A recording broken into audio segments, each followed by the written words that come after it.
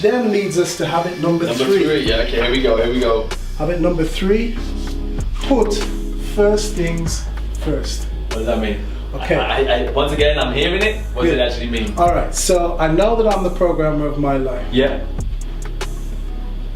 I know that I've got to begin with the end in mind. So you're writing a program. So I'm starting to write a program, but I've got to execute that program on a day-to-day, week-to-week, month-to-month, year-to-year basis. So therefore, this is going to affect what goes in my calendar. This is going to affect what goes into my schedule. I'm going to choose certain roles that my life has. So I might choose up to 7 roles. It could be master facilitator, managing director. It might be father, son. It could be husband. Yeah. It could be church member. It could be a coach. So I've got a certain number of roles, no more than 7. And then within each of those roles, you choose goals for that week. Oh, okay. That you want to achieve, outcomes that you want to achieve. Outcomes that I want to achieve. But notice this, those roles that I just mentioned, some of them are work, some of them are for outside of work. Yeah.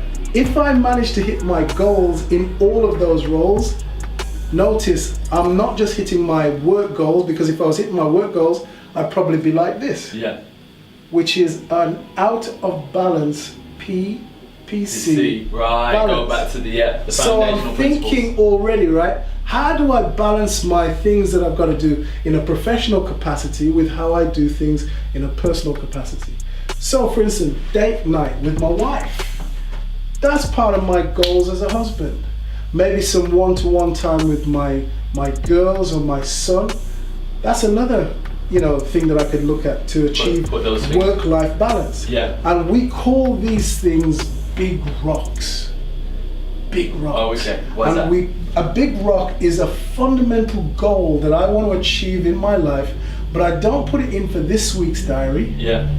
I put it into next week's diary. Right. When I have the most available time. So I think this week about what I want to do next week. Now you're really being proactive. Now I'm being proactive. Yeah. So next week I might say, on Wednesday, I'm going to be going out with my son and we're going to do this and we're going to do that. On Friday, we're going to watch a Star Wars film as a family, right? On Monday, we've got a big planning meeting. I've got to go to London. I've also got to maybe stay overnight and go to another meeting which is in Reading the following day. So I know I might be away, but I can now proactively see what my week begins to look like and make sure that I get a degree of balance between the two. Right, okay. Okay, so you lock these things in and you plan on a weekly basis, not a daily basis. If you're planning on a daily basis, you're scheduling crisis from one day to another.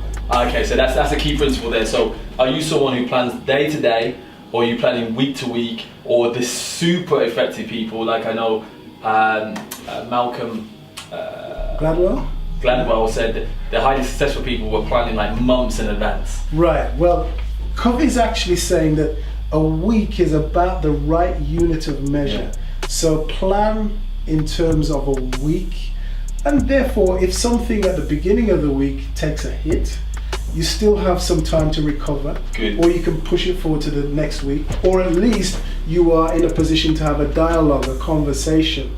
So in here, there's much more behind this. We have to look at the time management matrix, but essentially what you're looking to do is to focus on the things which are urgent and important, which we call quadrant ones, and also focus on things which are not urgent but important, which we call quadrant twos. And in quadrant 2, these are where planning, preparation, prevention of things going wrong, values clarification. This is where true recreation takes place. This is where you're really going to get your highest results from Q2. Got it. So any discretionary time you get, you go to quadrant 2, but this is where you start to lock it down. Right. You are the programmer of your life. Yeah. Write the program, execute the program. Fantastic. Those 3 things will start to reward you in terms of the private victory. So people do these things. What I was saying, if you do these things, okay, this is what effective, highly effective people that was researched are doing on a day-to-day basis. And here's the big Love thing. that first private victory. Why do we say the private victory first? Well, if you imagine when you go to an aircraft and Yeah. you're about to go on a flight, they give you the safety briefing. Yeah. Same And they one. say, in the event of the cabin pressure dropping, oxygen masks will drop from the ceiling. Put your own oxygen mask on first. Yeah. Before the children, before the elderly, before anybody else who's in any of the other seats, put yours on first. Why? Because if you can't demonstrate for yourself what effectiveness looks like, you cannot do it for anybody else, and you certainly can't do it in the public arena. So learn to do this for yourself Wow. first. Wow. I tell you, some powerful stuff. Powerful stuff. Now listen, there's a lot of content, and we could take this even longer. Okay. Oh, and maybe one of the things that we'll need to start talking about is maybe do a workshop. Yeah. Or something like that. So watch your space. We may be doing a workshop on this. I think some real valuable lessons. But listen, on a serious note, if you want to be effective, you can't just talk about it. You've got to be about it. Okay. You know, going back to what you said, you've got to take responsibility. Okay, for your life. It's your responsibility. Then write out, you know, what is the goal? What about a vision board? A Yeah, vision board, yeah, a mission beautiful, statement, beautiful, all and in stuff there. like all in there. Okay, and everyone that I know who's been successful in any arena does these things. Okay, I have a vision board and I have a mission statement I'm looking at all the time. But then put first things first. Be a planner. This is something I need to work on. So I'm just letting you know now. You're challenging me again today, Earl. This is something that I need to work on. And if I do all three things, Earl's guaranteeing us our money back. Okay, private victory. That's what we're gonna get. So Earl, thank you again. Okay, so what can we expect from the next video? Right, we've just moved from dependence Yeah, to independence. right. In our next session, we're going to move from independence to interdependence, Wow. which is the highest level of maturity. The highest. We're going to look at habits 4, 5, and 6, which is about thinking win-win, seeking first to understand, then to be understood. Then we're going to synergize. We're going to look for what we call third alternatives. And then finally, in the last in the series, we're going to look at how we keep the whole thing together using Sharpen the Saw, which is habit 7.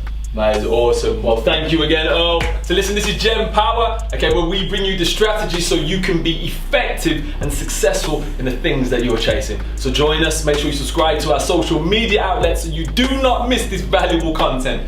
See you soon.